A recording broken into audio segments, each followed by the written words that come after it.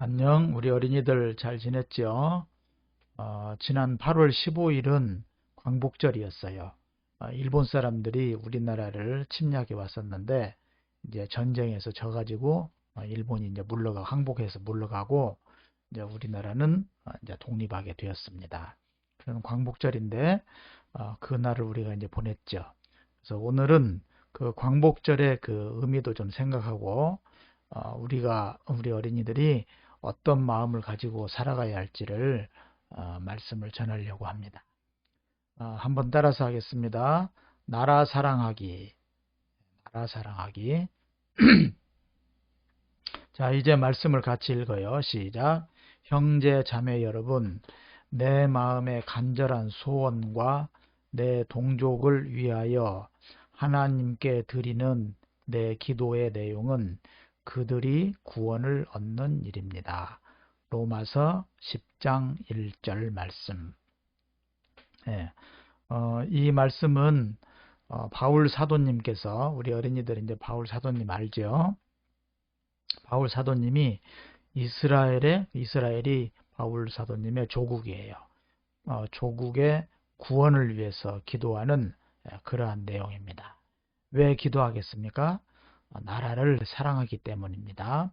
그래서 우리 모든 어린이들은 우리가 살고 있는 이 나라를 사랑하면서 나라를 위해서 기도해야 합니다. 그런데 이제 오늘은 역사를 조금 이야기하려고 하는데, 역사라는 것은 지나온 일들이죠. 근데 일본은 우리나라 이렇게 동해를 지나서 가면 이제 일본이 있어요. 일본은 우리나라를 크게 두 번 침략했어요. 두 번. 첫 번째는 1592년도에서 98년도까지 조선의 선조 임금이 왕이었을 때, 그때 임진년, 1592년이 임진년이었는데, 임진년이 무슨 뜻인지는 엄마 아빠한테 물어보면 좋겠어요. 임진왜란, 왜는 일본을 말하는 거예요. 임진년에 일본 사람들이 와서 난을 일으켰다, 난리를 일으켰다.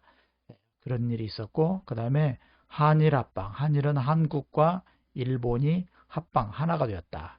그러니까 우리가 나라를 뺏긴 거예요. 우리가 나라를 일본한테 뺏긴 것이 1910년도에 그렇게 뺏겨서 36년 동안 뺏긴 적이 있어요. 그렇게 두 번, 임진왜란과 한일합방, 그렇게 해서 이제 나라를 침략을 당했습니다. 근데 이제 그때 그 임진왜란 때 보면은 우리가 얼마나 형편없었냐면, 우리 쪽 군인은 다 합쳐도 3만 명이 채 안 됐어요. 그리고 제대로 훈련도 못 받고 농사 짓는 사람이 대부분이고, 그리고 무기도 변변치 않았어요. 그저 창이나 혹은 활이나 뭐 이런 걸 가지고 이렇게 했는데, 일본 쪽은 군인이 엄청나게 많았어요. 무려 18만 명이나 쳐들어갔다고 그래요. 그리고 이 사람들은 이렇게 칼을 차고 또 총을, 일본 외병들은 막 무장을 하는데 이 조총이라고 해서 이렇게 총을 가지고 왔어, 총을. 그러니까 총 가지고 멀리서도 이렇게 쏴도 딱 맞잖아. 근데 우리는 뭐 활로 쏘니까 잘 맞지도 않고 그랬어요. 그래서 우리는 정말 너무너무 형편없었어요. 그런데 이 임진왜란이 일어나기 전에 통신사라고 하는 사람들이 일본에 갔다 왔어요. 통신사 여기 두 명이 갔다 왔어요. 갔다 왔는데, 한 사람은 일본에 가보니까 일본이 전쟁 연습을 많이 하고 있고, 일본은 반드시 우리나라를 쳐들어오겠습니다, 이렇게 보고를 했어요. 그런데 또 한 사람은 아닙니다, 일본은 절대로 안 쳐들어옵니다, 안심하십시오, 그런 거예요. 근데 실제로 일본이 쳐들어왔잖아요.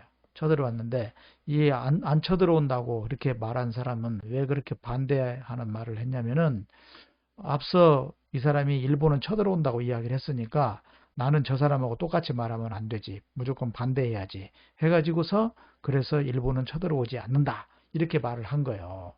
얼마나 기가 막힙니까, 그죠? 예. 이러니까 서로 이렇게 뜻이 안 맞고 뭐 말도 안 되는 거짓말을 하니까, 저 사람의 뜻에 반대하기 위해서 그렇게 하니까 결국은 나라를 빼앗기게 되는 겁니다.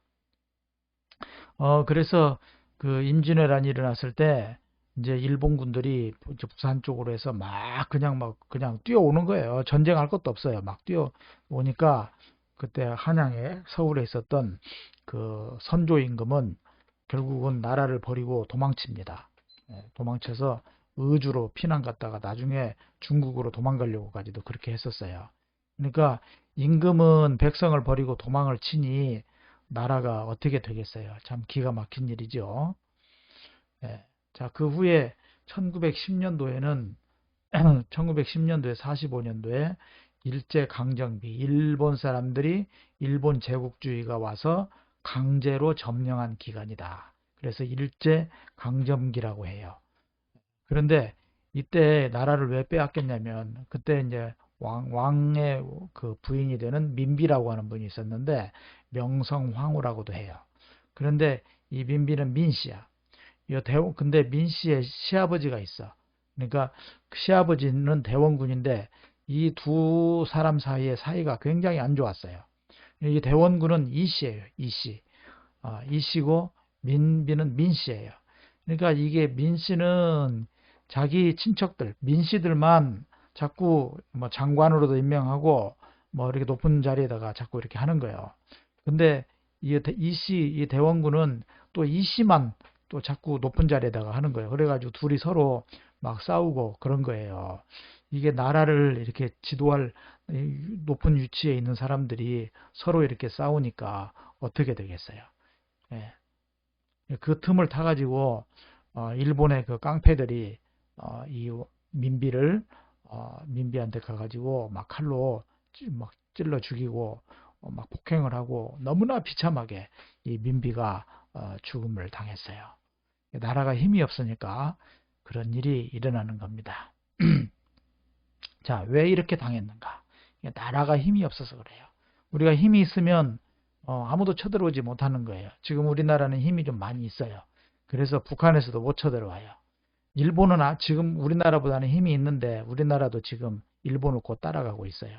우리가 힘이 있어야 됩니다. 근데 나라가 힘이 없어서 이제 일본 사람들이 와서 우리나라를 그렇게 침범을 했는데 가만히 보면 우리가 더 문제가 있어요. 왜냐? 아까 말한 대로 자기 가족만 챙기는 거예요. 왕비는 민씨만 챙기고 그 다음에 대원군은 이씨만 챙기고 이러니까 문제가 되는 거예요. 그 다음에 또 서로 싸우고 서로 거짓말하고 서로 반대만 하고 서로 싸우는 거예요. 그리고 실력이 없는 거예요. 예, 그 당시에 일본은 외국에 그런 좋은 그런 것들을 많이 배워가지고 무기도 만들기도 하고 건물도 잘 짓기도 하고 이렇게 다 해서 실력을 키웠는데 우리나라는 나라를 꽁꽁 막아버렸어. 막아가지고 외국에 그러한 것들이 못 들어오게 그렇게 한 거예요. 그러니까 우리는 맨날 그냥 하늘천 따지만 외우고 있으니까 실력이 없었던 거예요. 실력이 없으면 질 수밖에 없습니다. 자, 그런데 그렇게 우리나라가 실력도 없고 형편없었지만 그래도 우리나라에 아주 좋은 지도자분들이 계셨어요. 안창호 선생님, 도산 안창호 선생님. 이 안창호 선생님은 이 글자가 보이는지 모르겠네. 협력과 사랑을 실천으로 보여준 도산 안창호 선생님. 이 도산 안창호 선생님은 청년 시절에 예수를 믿었어요. 그리고 연설을 잘했어요. 그래서 사람들한테 가가지고 우리가 서로 싸우지 말고 실력을 기릅시다. 그리고 착한 일에 힘을 씁시다. 그렇게 이야기를 많이 했어요. 나중에 이분이 미국으로 가서 좀 살았는데 미국에 가보니까 미국에 있는 한국 사람들이 막 너무 지저분하고 서로 싸우고 막 게으른 거예요. 그래서 우리 한국 사람들을 모아놓고 서로 싸우지 말고 실력을 기르고 우리가 착한 일에 힘씁시다. 이렇게 연설을 하고 많은 사람들을 잘 가르쳤어요. 그래서 안창호 선생님이 살았던 리버사이드라고 하는 그 시는 아주 깨끗하고 한국 사람들이 아주 모범적인 그런 생활을 했다고 합니다. 그런데 이제 안창호 선생님이 청년 시절에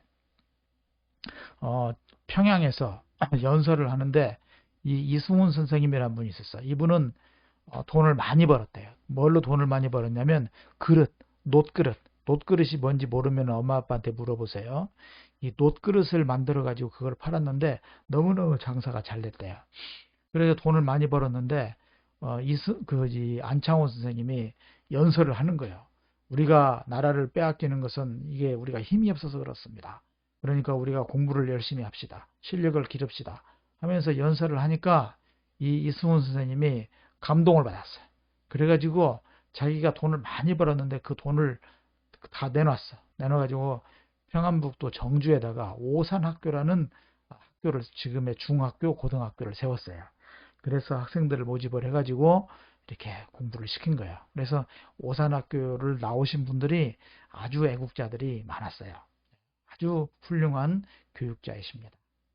이승훈 선생님. 그러니까 안창호 선생님, 이승훈 선생님 이런 훌륭한 분들이 우리나라에도 있었어요. 그런데 이런 분이 많지 않았기 때문에 나라를 빼앗기고 어려운 일을 많이 겪었습니다. 자, 그러면 우리 어린이들 어떻게 해야 할까요? 따라서 해봐요.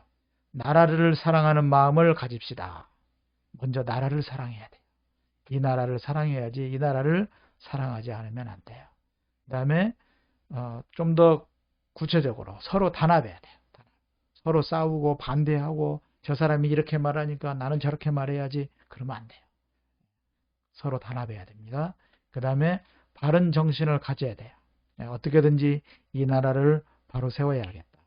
또 우리가 신앙으로 바른 정신을 가져야 되겠다. 서로 사랑하는 마음을 가져야 되겠다. 게으르지 말아야 되겠다. 이런 바른 정신을 가져야 되는 거예요. 또 실력을 키워야 돼요. 우리가 실력이 없으면 이 나라를 다른 사람들이 와서 먹어버려요. 일본은 독도는 우리 땅이다 하면서 자기네 땅도 아닌데 자꾸 자기 땅이라고 우기면서 자꾸 우리나라를 먹으려고 해요. 중국도 은근히 우리나라를 먹으려고 해요. 우리는 실력을 키워야 합니다. 우리 어린이들 공부가 귀찮고 힘들고 하기 싫지만은 그래도 열심히 공부를 하세요. 그리고 운동도 하시고 체력이 있어야 돼요. 체력과 실력을 잘 키우고 그 다음에 우리 성민교회 그리고 독일에 있는 우리 한이와 지연이 정말 서로 격려해주고 또 열심히 공부하고 운동도 열심히 하고 이렇게 해서 우리나라를 정말 세계에서 아주 좋은 나라로 그렇게 만들도록 합시다. 우리 바울 사도님이 이스라엘의 구원을 위해서 기도하셨잖아. 이 구원은 뭐냐면 정말 좋은 세상, 누구라도 행복하게 사는 세상, 그런 세상을 만드는 것이 구원입니다. 자, 이제 우리 기도하겠습니다. 이 기도문을 같이 읽도록 하겠어요. 시작.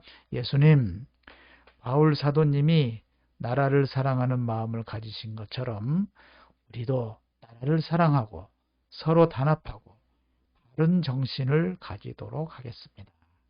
또한 실력을 키워서 나라를 잘 지키도록 하겠습니다. 예수님의 이름으로 기도합니다. 아멘. 네, 우리 어린이들 말씀 잘 들어줘서 고맙습니다. 모두 건강합시다. 잘 지내세요.